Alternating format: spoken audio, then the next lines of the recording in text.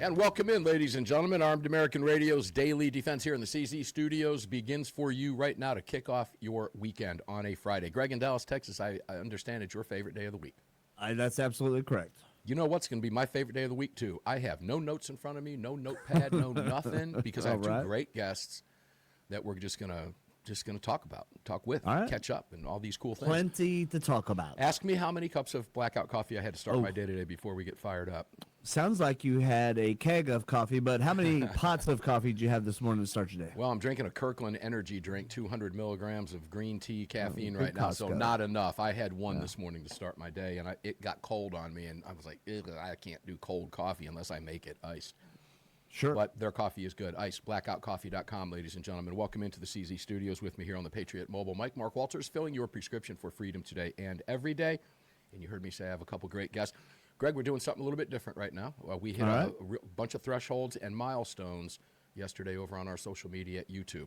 So we are live on YouTube only today. That is by design and for a reason, ladies and gentlemen. Okay. Well, you're live over at armedamericanradio.org and .com as well. Yes, you can catch us because that is also the YouTube feed over there. Yes, it is. So, guys, if you don't subscribe to us on YouTube, please do that. We really need your assistance. And you guys were wonderful yesterday. You kicked us over the top.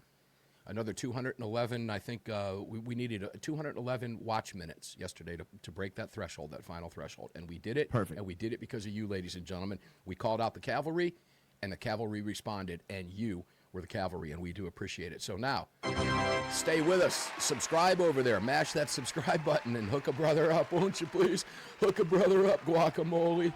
Right? My mom's card for my birthday yesterday, guacamole. Yeah. All right. So we got the business out of the way. We're ready to rock and roll?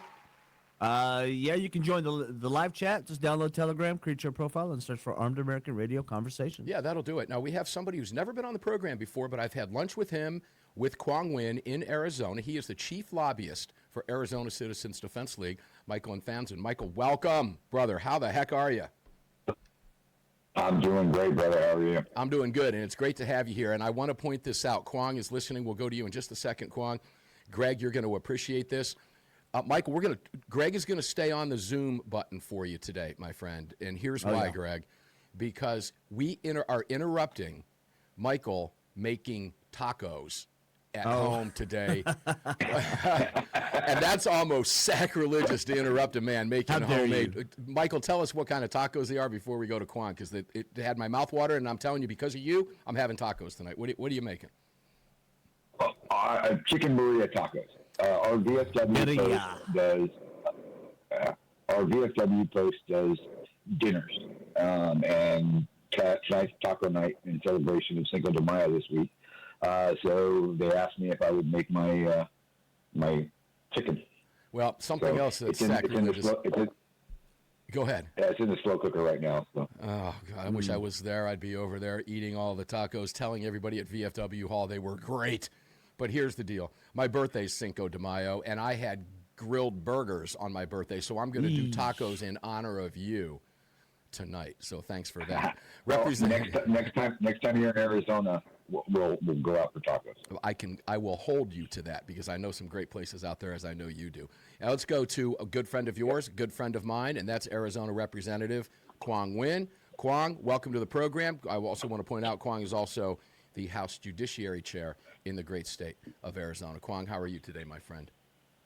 Hey, great to hear from you, Mark. Hey, Mike, don't we talk about twice a day? I mean, it's kind of weird to have you on the phone again. I wanted to let you go. Hey, we don't join up, okay? Join up. You guys, I know you guys talk a lot. And as I said, ladies and gentlemen, the last time I was in Arizona, and it was a guest at the House chamber with Quang, I had sat down and had lunch with Michael and with Quang Nguyen, and both gentlemen work very closely together, and they are very well in tune as to what's happening in Arizona. And Quang, let me start with you. Is the session winding down in AZ right now? Tell us what the schedule looks like. No, actually, it's not winding down at all. I mean, we gave the governor, 3 budgets, and she vetoed all 3 of them. So we decided that as the legislature to go ahead and take a couple of days off.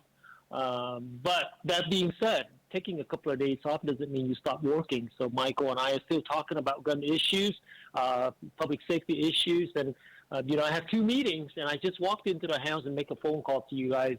So no, the work doesn't ever stop, but the legislature is on hold until June 1st.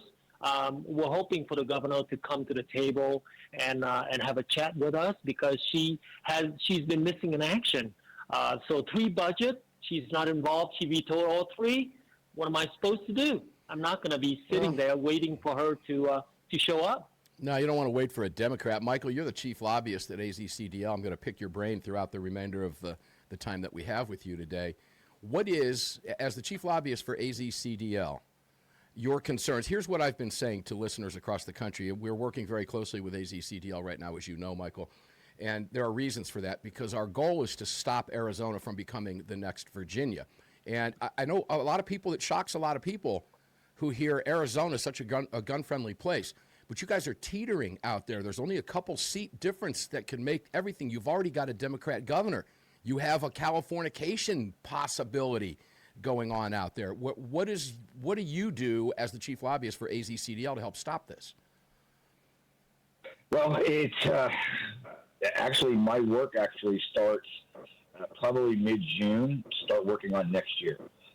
Start doing the research and start drafting bills and drafting policy briefs to give to legislators like Chairman Wynn, Senator Rogers, and a few others.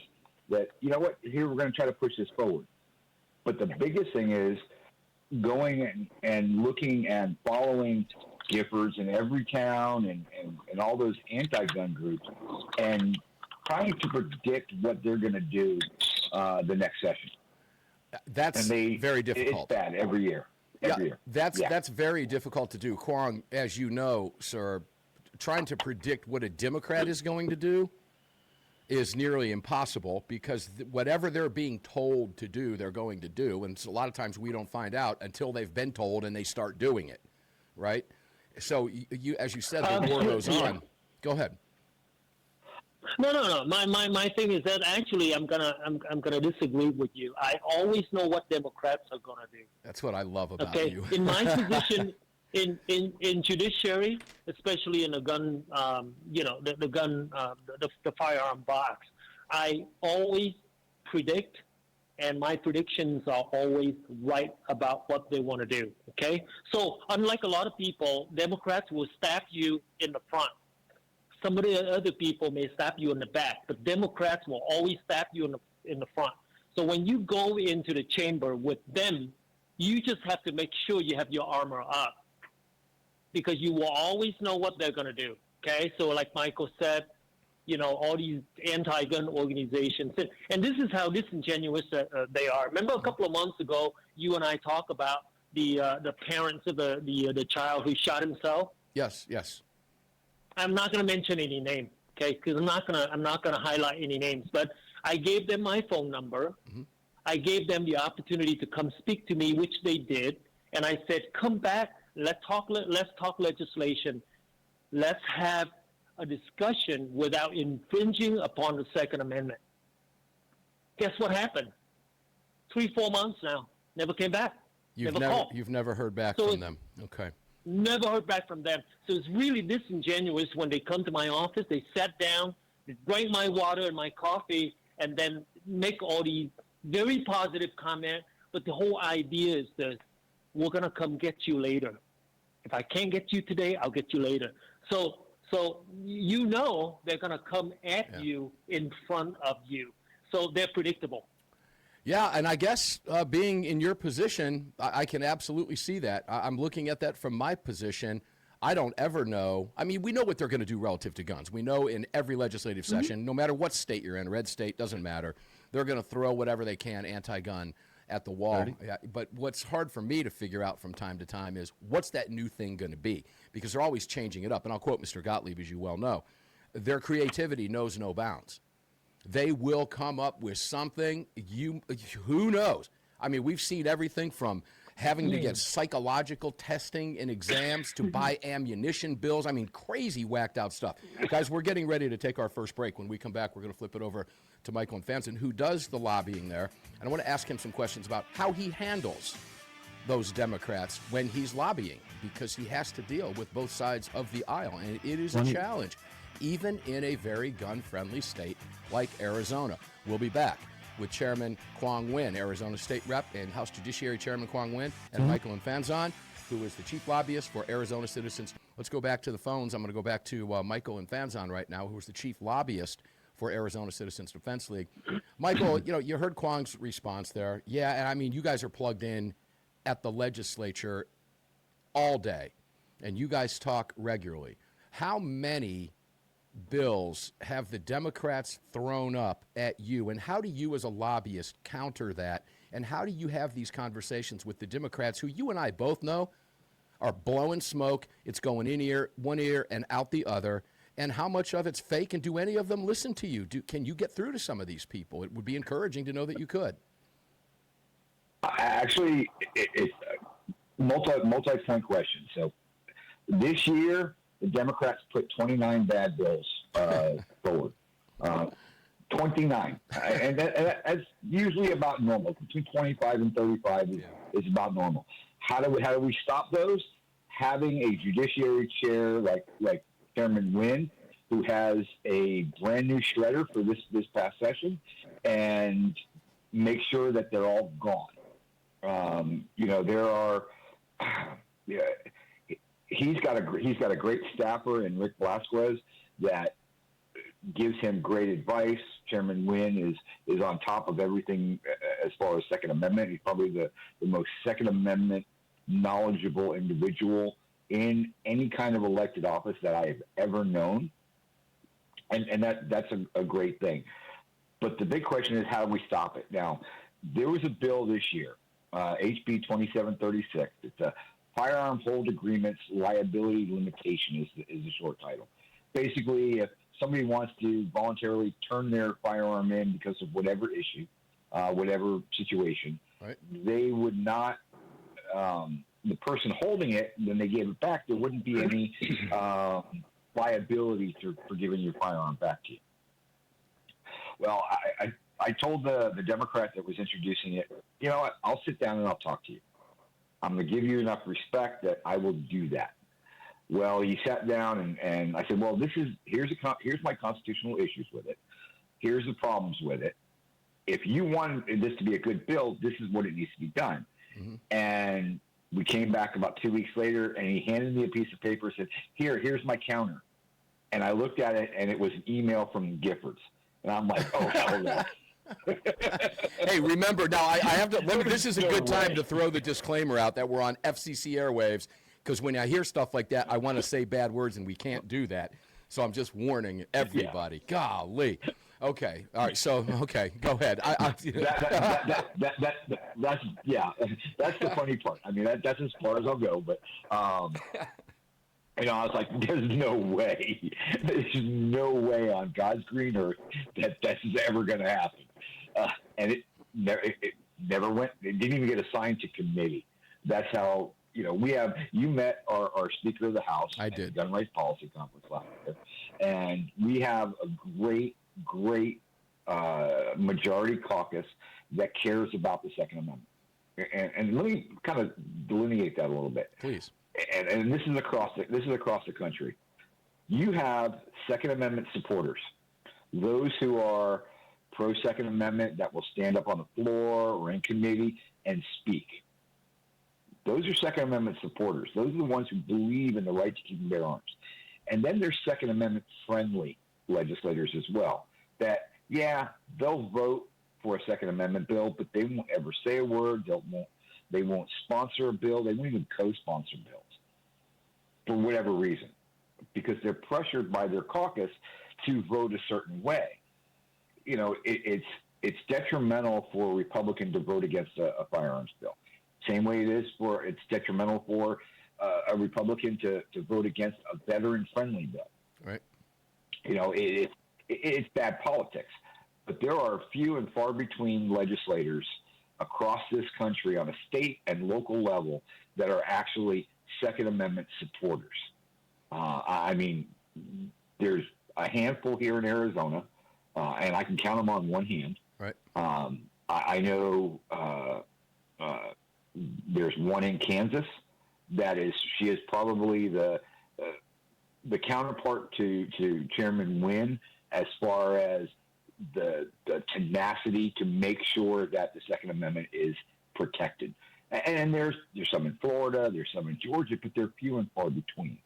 Now, the other part of your question is, have I been able to kind of change Democrats' mind or not? I actually have. We have a Democrat here in Arizona that was getting threats, and I told them, look, you need to protect yourself. Mm-hmm. You have a right under our state constitution to defend yourself, to bear arms in defense of yourself and the state. So they went out and bought 2 firearms last summer and started taking training.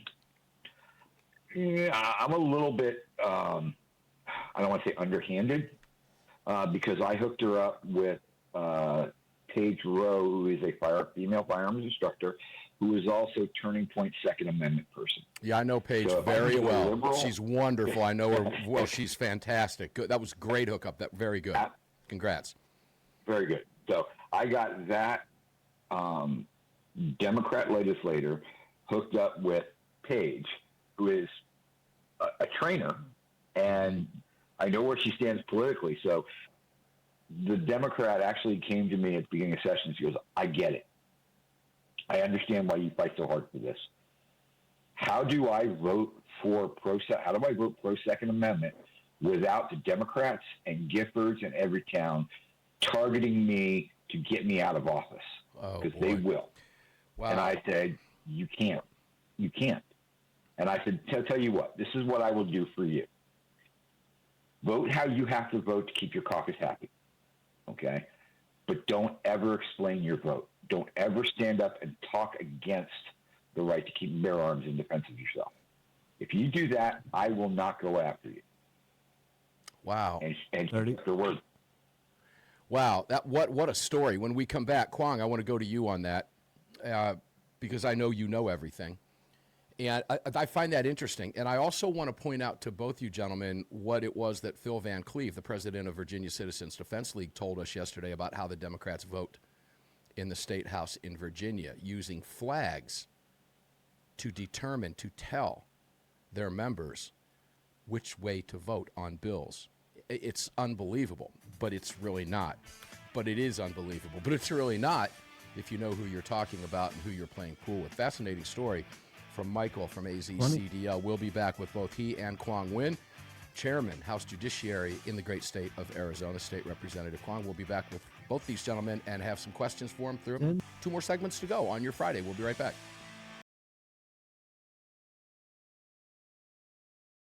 Hey, guys, welcome back in. This is a Patriot mobile phone I have in my hands that I'm holding up. Excuse me. It's charging right now because it was dead before the show.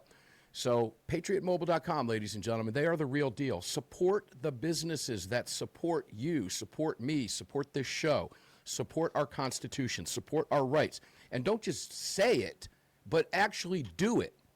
That show up at functions, that show up at conventions and do these things. I'm talking with another company that we'll likely be hearing from as a partner here in the next couple of months. They're getting ready to initiate their IPO. And when they come over, it's going to shock you what you're going to hear.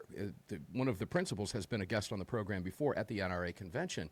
I'll just leave it at that. But ladies and gentlemen, these companies exist. You do not have to do business with other phone companies when you can do business with Patriot Mobile and use the same towers. PatriotMobile.com/AAR. PatriotMobile.com/AAR. And I want to ask you to also join Virginia Citizens Defense League. Phil Van Cleve on yesterday. Terrible fight going on up there, but we applaud the Virginia State Supreme Court today, who put the gerrymandering to bed once and for all. It's unconstitutional. It's done. It's over. They tried. They lost. They failed. Not a good week for the Democrats. We still are waiting whether or not she's going to sign that bill, but we need your help here. Power in numbers, okay?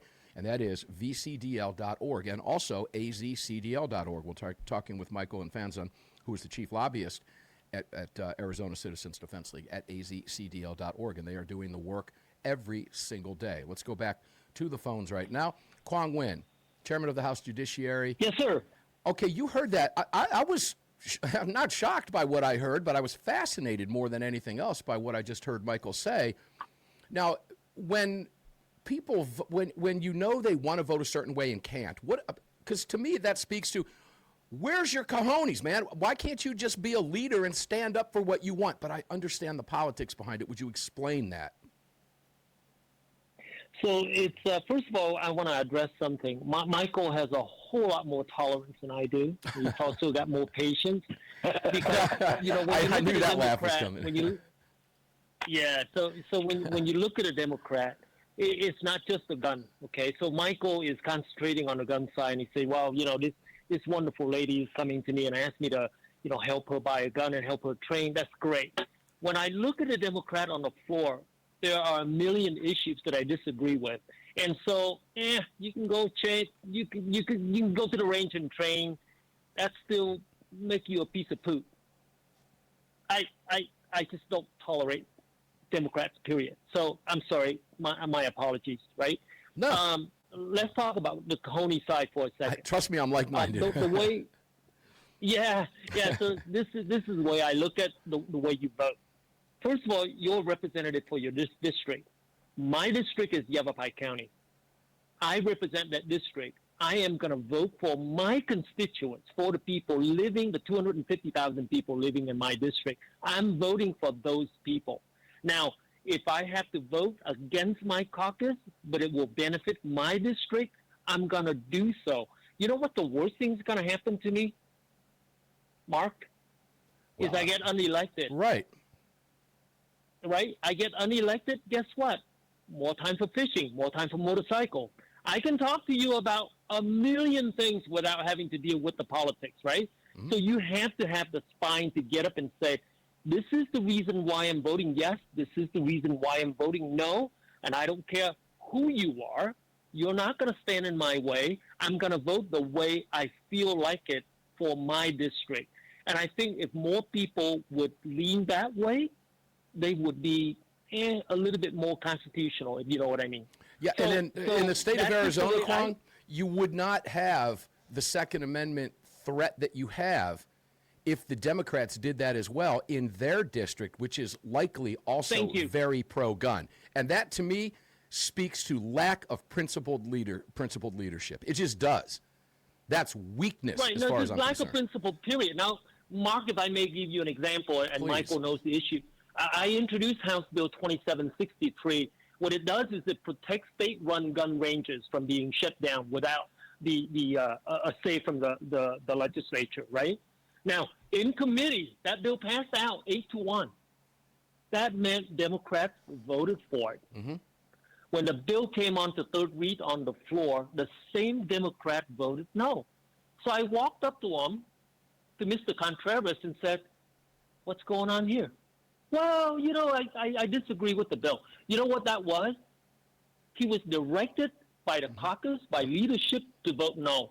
And in fact, he voted yes to support the idea that the legislature should have a voice when a gun range is up for shutting down, whatever the cause may be, or go up for sale or whatever. So Michael knows exactly what I'm talking about. They have no balls.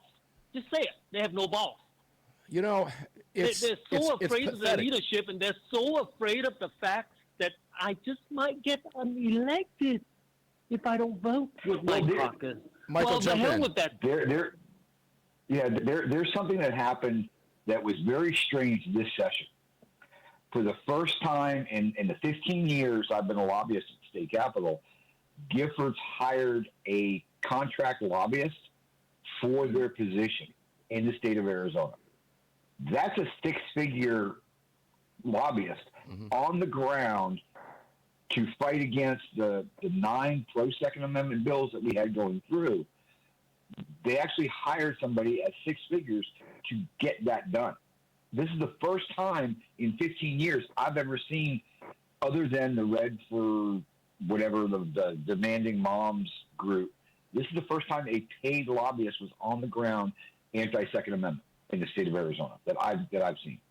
Kwong, do those paid lobbyists approach you from the other side, or do they just stay the heck away from you because they know what they're up against and they know your nickname is the Shredder? They know better. So that's all I can tell you. I mean, they don't want to come. They don't even want to talk to me. They don't want to face me.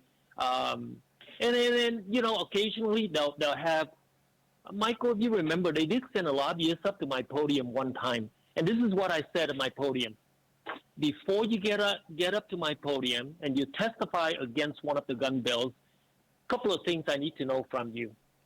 You must have evidence, and you must have facts. So if you don't have those two things, go sit down. Don't even bother to come up to the podium, right? So they'll come up and they'll say something that more children. Yeah, go ahead. Go ahead, Michael. But you do that for the pro Second Amendment folks too. You want to hear facts and data, not the mealy mouth.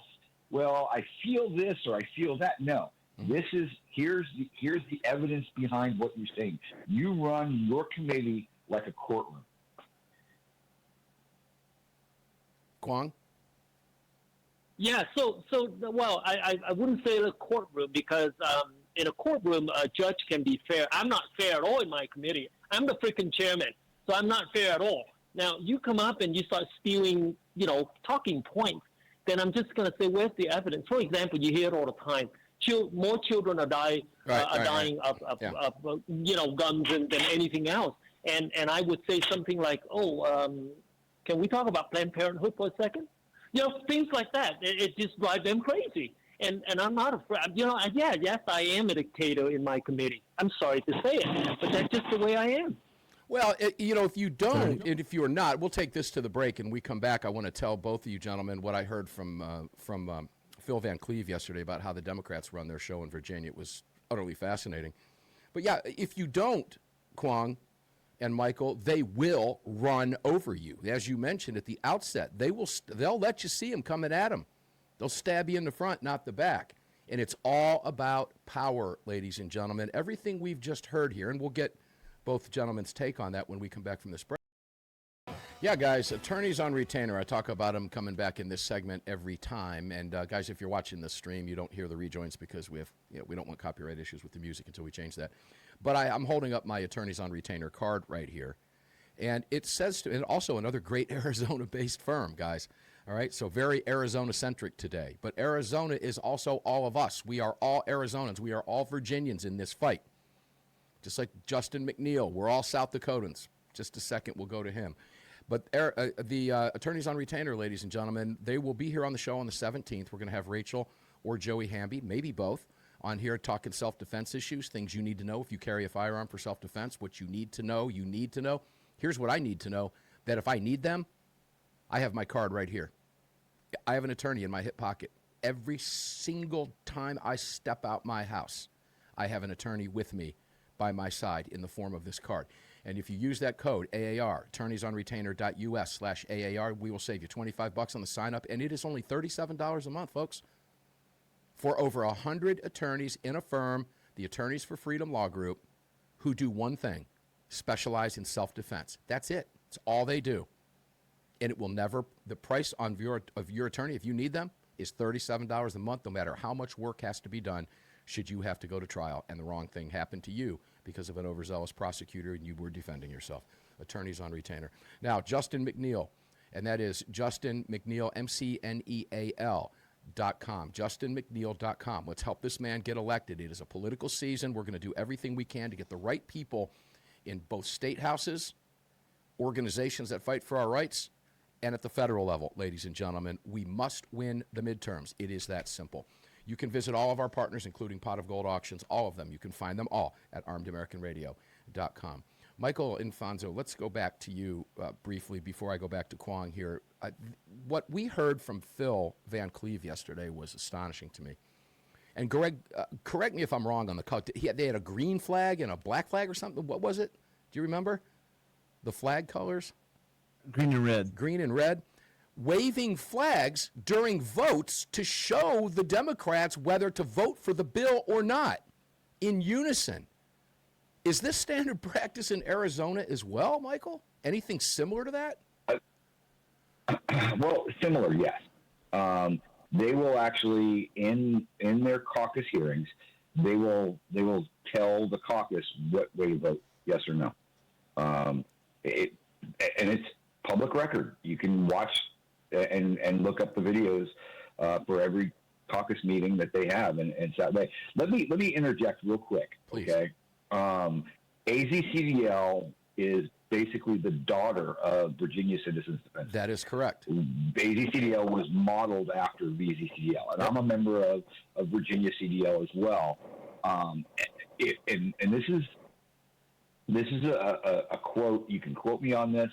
If you're not a member of a national organization like the NRA or GOA or Second Amendment Foundation, and your state organization, you're shooting my ammo. Yep. Go back to I like what you said about being the daughter of VCDL. What most people don't know, Kwong, you can jump in here at any time, but VCDL is really the Mac Daddy of organizations across the country. The vast majority of Absolutely. very effective groups across the country did what AZCDL did and patterned themselves after that incredibly successful outfit in Virginia. And a lot of people are thinking, well, how effective were they now? Look what happened in Virginia. Guys, it would have been 50 times worse if there was no VCDL. At least they were able to put tremendous amount of pressure in there. Kwong, jump in. Yeah, you know what? To me, and I've been saying this to Michael and you many times over and over again, this is a team sport. Mm-hmm. Virginia is an extension of Arizona and vice versa. And if we don't look after each other, we're going to lose our country. And speaking of losing our country, April 30th was the 51st anniversary of me losing my country, my freedom. And why did that happen?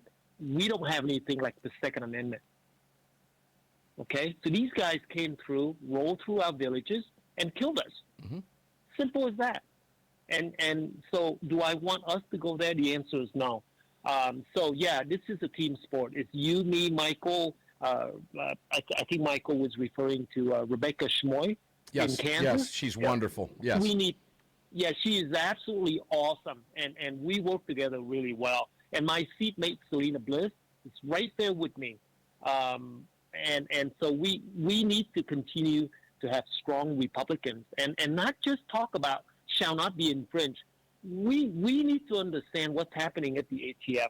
We need to understand the redistricting throughout the nation. We need to be able to get involved in all those things. And speaking of the ATF, yeah, I'm glad you brought it up. They just keep, they keep making these proposed rule change. I mean, my biggest proposal for that is to get rid of the ATF, and then you don't have to worry about the rules anymore. That's just how I feel about it. Yeah, well, I Michael, came up with, guys, you're going to love this. I was on 97.1 FM, Mark Cox in the Morning Show last week on Tuesday, talking about these incredible changes at the DOJ that have seemingly happened overnight. And if we're going to have an ATF, we've got the right guy running it. He's one of us. And as I was talking, Mark Cox says, we need to change it to ATFF, and that is alcohol, tobacco, firearms, and First Amendment. And I said, no, we need to get the F out of the ATF. Get the F out. And he goes, I like that. And I wasn't thinking in those terms when I said it. I was simply saying it should be the AT. Alcohol, tobacco, fine. Get firearms out. But it works. Get the F out of ATF, ladies and gentlemen. So there's your double entendre, if you will. Michael, quickly, we've got about a minute and a half, maybe 2 minutes. I want your thoughts on ATF. Kwong, then I'm going to come back and ask you the same question with these remarkable changes at DOJ. Are you encouraged by what you're seeing? I am. There's the regulatory changes that are happening from the federal level to the local levels is fantastic. It's switching, and the narrative that the local organizations and the pressure that the local organizations are putting on the federal government and the departments and everything from the city councils all the way up to the federal government is absolutely fantastic. I'm going to be in D.C. next week, and I'm spending a week lobbying on the Hill. Mm-hmm. it's very encouraging, but we still have a long way to go. We do have a long way to go, but boy, we are headed in the right direction. Kwong, I found it fascinating when 30. I watched. We've only got 25 seconds left, but to see friends of ours in that office for that ceremony and that signing of those 34 reductions in regulations was a wonderful thing. As long as it's there, at least we're going the right direction. Real quick, 15 seconds, close us out. Hey, you know, it's awesome. Like I said, as a team sport, I would have loved to have been there and take that photo myself. But Michael and I will continue to talk 3 times a day just to make sure Arizona is protected. I got one more term. 16. Continue to push for the safety of the Second Amendment, to allow all of us to continue to exercise our Second Amendment rights. Well said. Guys, great show. What a great way to close out our work week.